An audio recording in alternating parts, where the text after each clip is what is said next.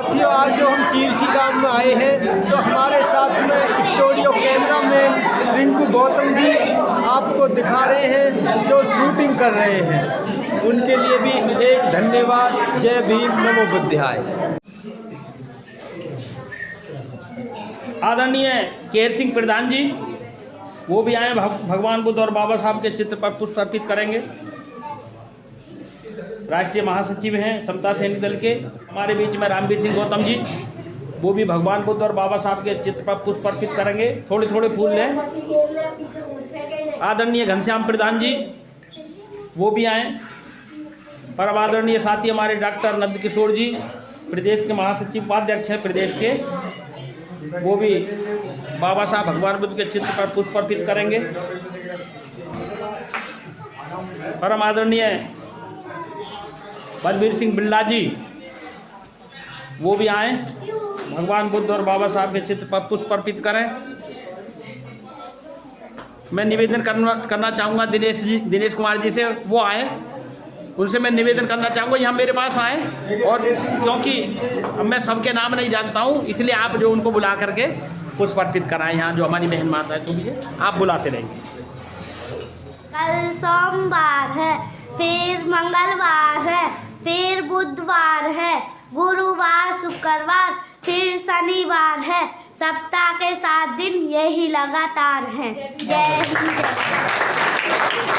इस बच्चे के लिए पंसील ताली बजाएंगे, है ना? पंसील ताली शुरू कर।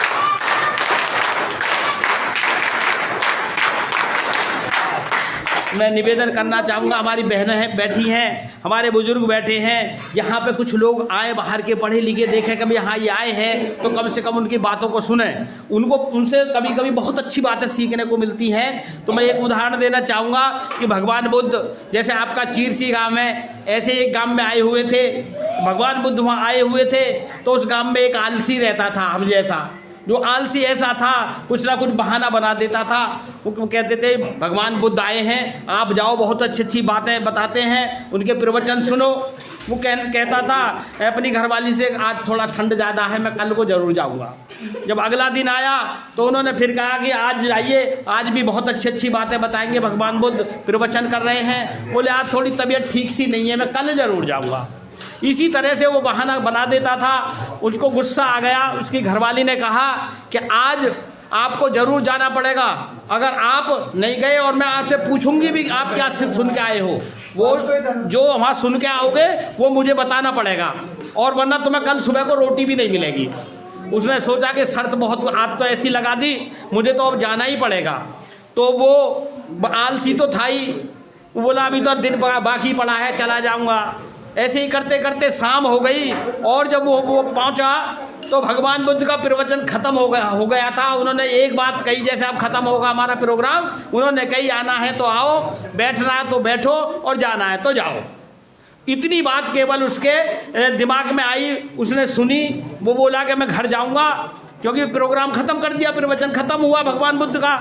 उसने सोचा कि भाई मैं जाऊंगा घर पे तो वो पूछेगी वहाँ क्या सीख के आए हो, क्या बताया भगवान बुद्ध ने। तो ऐसे ही कहता हुआ चल दिया, आना है तो आओ, बैठना है तो बैठो, जाना है तो जाओ। इसी तरह से जा कर के वो अपने घर में जाके चारपाई पे लेट गया। जब चारपाई पे लेट गया तो इसी बात को वो लोग अपने मन में दोहराता रहा, कहीं क्योंकि सुबह तक ऐसा ना हो मैं भूल जाऊं, आना तो आओ, बैठना तो बैठो, और जाना तो जाओ। रात को जब करीब 12 बजे के लगभग उसके घर में चोर आ गए, क्योंकि पहले कच्चे घर होते थे और वो क्या करते थे, पीछे से कोमल कर लेते थे, और दीवार फोड़ के वो चोर अंदर आ गए। तो वो तो यही कह रहे थे आना है तो आओ, बैठना तो बैठो, और जाना तो जाओ। चोरों ने गठरी बांध ली और सारा सामान इकट्ठा करके उन्होंने सुना भाई ये आदमी तो बहुत बढ़िया है, हमको देखने के बाद भी कह रहा है आना तो आओ, बैठना तो बैठो, जाना तो जाओ। उन्होंने सारी वहीं गठरी बंदी हुई, चोरों ने छोड़ दी। बोले भाई इस आदमी के हम चोरी नहीं करते, और वो वहाँ से चले गए। भाई इसने हमको पहचान लिया है, देख भी लिया है, ये सुबह को थाने ज़रूर जाएगा। तो सबसे पहले 4 बजे वो जो चोर थे तीनों के तीनों थाने पहुँच गए, और जाके जो वहाँ का थाना इंचार्ज था उसके पैर पकड़ लिए। बोले जी हमें बचा लो, हमसे गलती हो गई। अरे क्या हो गया साहब, हमें बचा लो, पहले बताओ, माफ़ कर दो हमें। अरे कोई है तो कोई बात तो बताइए। नो हम वहाँ बराबर में एक गांव है, उसमें चोरी करने गए थे और वो इतना बढ़िया आदमी था, हमने सारा सामान बांध लिया और देखने के बाद भी ये कह रहा था आना है तो आओ, बैठना है तो बैठो, जाना है तो जाओ, और वो तो बहुत अच्छा आदमी है। बोले ऐसा मैं माफ़ नहीं करूँगा, उसी से गलती से माफ़ी मांगो जाके।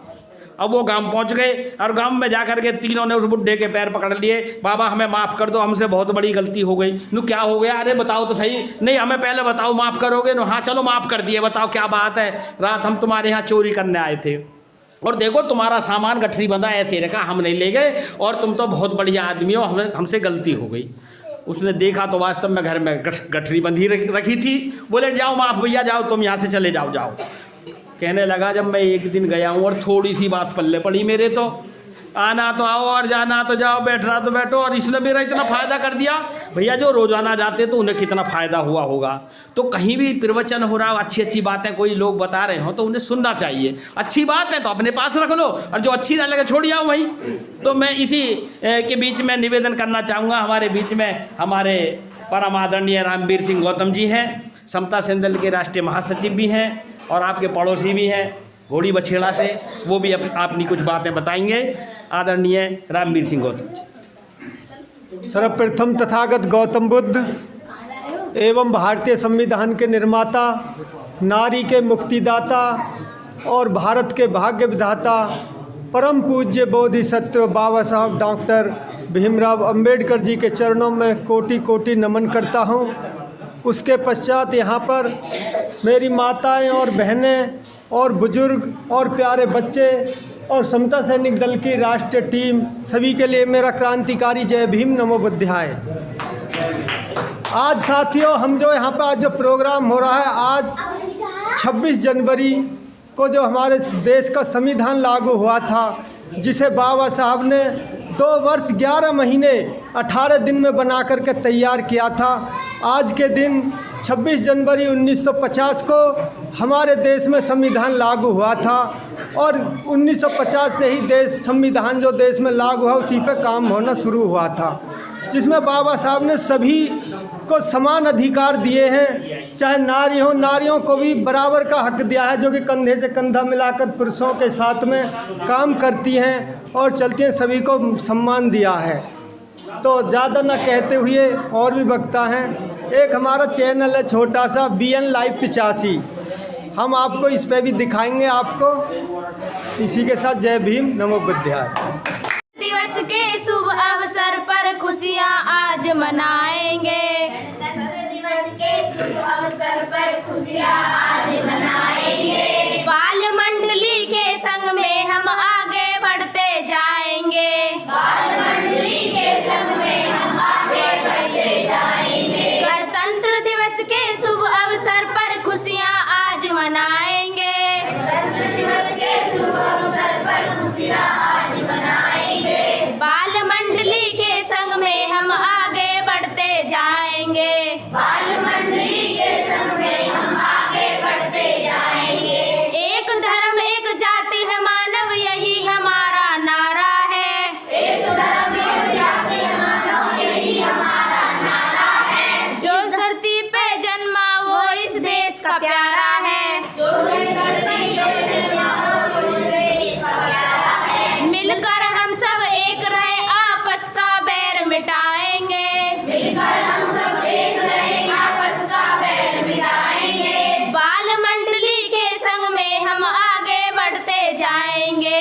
बाल मंडली के संग में हम आगे बढ़ते जाएंगे। गणतंत्र दिवस के शुभ अवसर पर खुशियाँ आज मनाएंगे।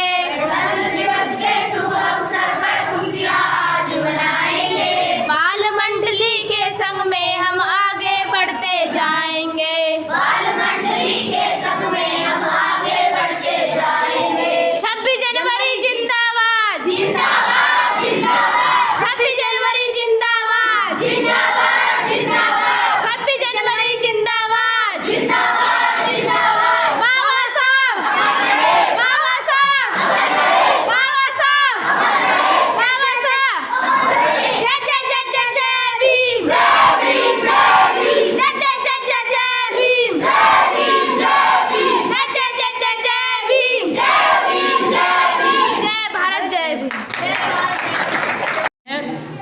निवेदन करूँगा वो आएँ और अपने मुख से अपनी बात कहें। बहुत बहुत धन्यवाद बच्चों को, जो कि बच्चों ने अच्छा गाना गाया है और हमारे गुरुजी ने अच्छी शिक्षा बच्चों को सिखाई है।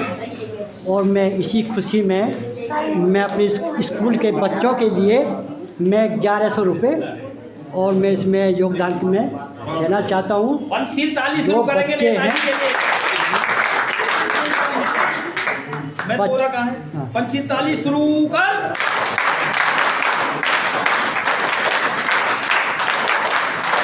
ये जो है बच्चों के लिए दे रहे हैं, ये जो हमारे गरीब हैं, पेन पेंसिल, आज जो हमारे बच्चे हैं, वो पेंसिल हैं, किताब है, कॉपी है, तो हमारे जो आए और ये ले और हम यही समाज के बच्चे आगे बढ़ें और हम यही आशा करते हैं कि हमारे बच्चे लिख पढ़ के आगे पदवी पहुँचे और अपने माता पिता का नाम रोशन करें। बहुत बहुत धन्यवाद बच्चों को। जय भीम, नमो बुद्धाय। और बच्चे को तरक्की पाओ। बहुत बढ़िया।